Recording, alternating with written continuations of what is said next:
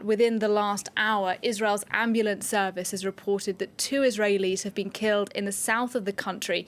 This follows rocket fire from Gaza. Now, that news today comes after a night of violence. Israel struck Gaza, killing 26 Palestinians, including 9 children. Our correspondent Irris Makler is in Jerusalem. She's been covering all of this for us, and we can speak to her now. Irris, this is the most serious escalation of violence in years. What can you tell us about this latest news that these 2 Israelis have been killed today?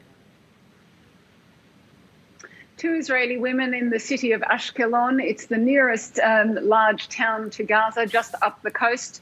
And most of the houses there are reinforced, but this house apparently was not reinforced against rocket attack. And these women didn't get to a place that was safe, and the house was hit and they were killed. That's what I understand the position to be. There have been a barrage of rocket fire, Hamas boasting that it sent 137 rockets to Ashkelon and the further town Ashdod in the space of 2 minutes. We have seen more than 30 people wounded on the Israeli side. We have seen Israel calling up 5,000 reserve soldiers and cancelling schools in that area 40 kilometres from the Gaza border. On the Gaza side, we have seen, it's something, Nadia, you and I remember from previous rounds in this terrible ongoing conflict. We have seen airstrikes inside the Gaza Strip. There is a confirmation from militant groups from Hamas and from Islamic Jihad that their militants, including militant leaders, were amongst those killed, but there are also civilians amongst the dead, and funerals, including for the militants, have begun in the Gaza Strip today.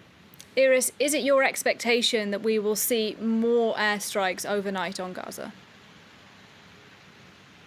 It's my expectation we could be seeing more airstrikes on Gaza this afternoon. We have seen some in the morning.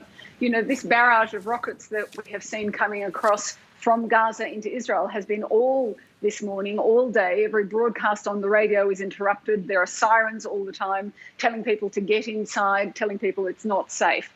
So this is an ongoing situation. It is now, I'm just looking at the time, exactly 24 hours since Hamas issued its ultimatum to Israel to remove its troops from the Temple Mount.